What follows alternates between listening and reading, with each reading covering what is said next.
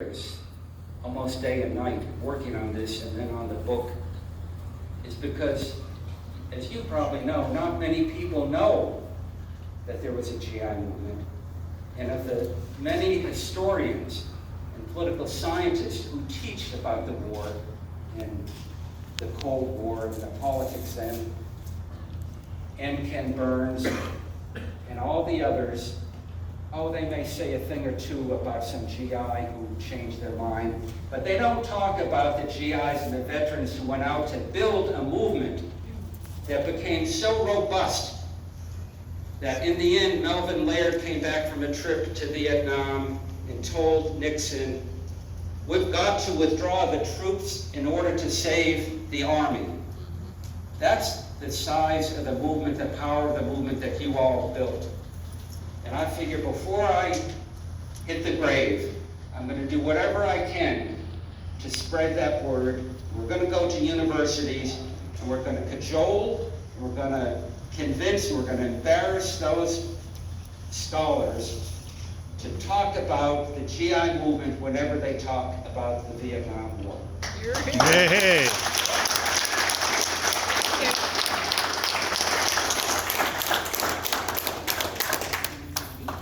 Thank you, Ron. We'll have a number of speakers, of folks who were very active in the GI anti-war movement, and we'll start with Bob Chenoweth, who you've taken a long trip to come here, and I think rather than my telling you his story, I'll just start with, he spent 5 years as a POW in Vietnam, and said that it was, and I'm going to paraphrase his words, that it was an awakening for him. So let me just ask Bob to come and tell you his story, and we have a number of other folks who were there, and I love this, 50 years ago, and are here today to tell their stories and inspire us on what we can continue to do for peace and social justice in this country. Bob. So I didn't know that you wanted me to do this. So, but for me, when I became aware of the GI movement, I had already been a prisoner for about 2 years, and been in Vietnam for about 2 years. So to see, I was with a group of people who had already become opposed to the war. And we were spending our time trying to convince the Vietnamese to let us make radio broadcasts, let us write letters. They were nervous about having us do that because they didn't want us to go back and say that they had forced us to do it. And we kept telling them, no, we understand that. But you still need to let us, raise our voices. And one of the things that I think really convinced a lot of us in terms of being able to do that was getting copies of underground GI newspapers, books, films. People that came to visit North Vietnam brought anti-war literature and books with them. And I think it was really that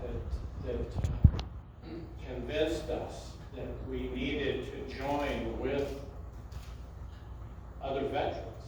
I mean, that was our high priority. We knew about the war. We had lived the war.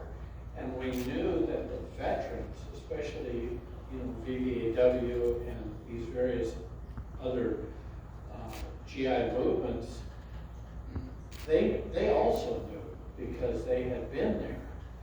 And they knew what military life was like, and they knew what the war was like, and they knew what it was like when they came back and how difficult it was. Before I was a prisoner, I had finished one tour in Vietnam, and I went home. And so I had that experience at the end of 1967 of trying to talk to my family and my friends about what I had experienced. I certainly hadn't turned against the war at that time, but I had a lot of questions.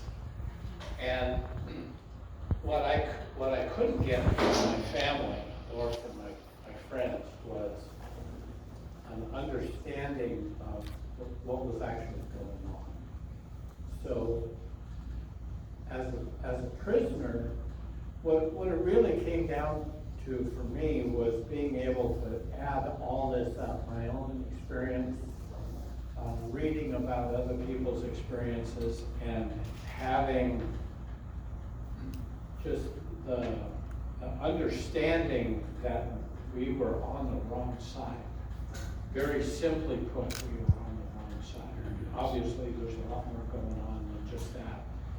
But that was enough to be able to make the decision that we didn't consider ourselves to be in isolation. We considered ourselves to be part of what was going on back home, even though we were physically disconnected. And that's when we were finally able to convince the Vietnamese to let us do what we wanted. I mean, they didn't let us do what we wanted, but they let us do a lot of stuff, and it was the beginning of being able to raise our voice. So the GI movement at home really, I think more than anything else, it inspired us and gave us confidence to be able to add to what they were already saying.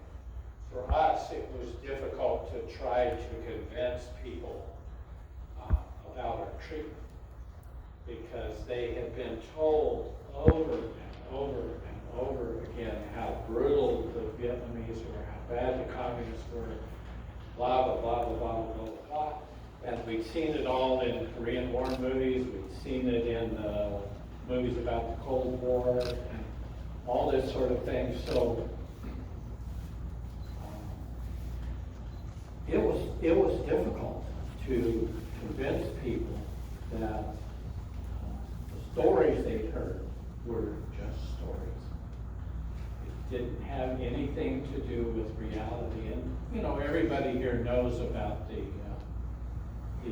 POW, MIA, the flag, which is required by law to be flown in every state in the United States. And all that represents, that was part of the White House-led campaign to make the prisoners an excuse to keep the war going. Mm-hmm. And it went deep for a lot of people. I can say very proudly that my family did not and would not participate in that activity and refused to authorize having bracelets made. But they didn't have a real good political understanding of why that was a good thing to do. But they did it anyway, based primarily, what my mother and father both told me was their decision not to participate was based partly on the fact, the way they had been treated by the Army. And they weren't going to have anything to do with it. But this is a story that I think still needs to be told. There were a lot of people as prisoners who made statements against the war. A lot more than what you read about in the books about POWs.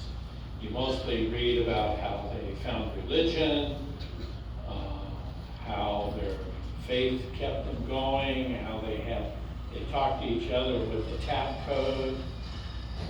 You know, it's all this military nonsense that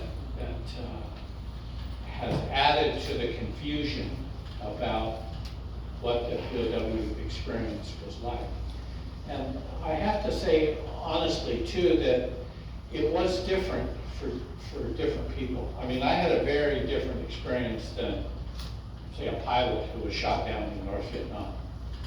I had had a different experience prior to that as well, and that basically informed my decision to eventually protest the war.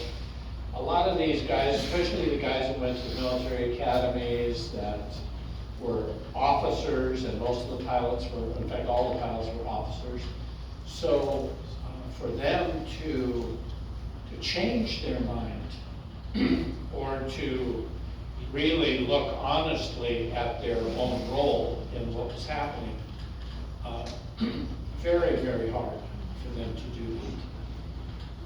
But to their credit, a lot of them did. And that material is around. You know, the letters that people wrote home, the letters that they wrote to their senators, or in support of demonstrations that were taking place. Those voices were out there, but the story of their experience has not really honestly been told, and that needs to happen. So hopefully it will.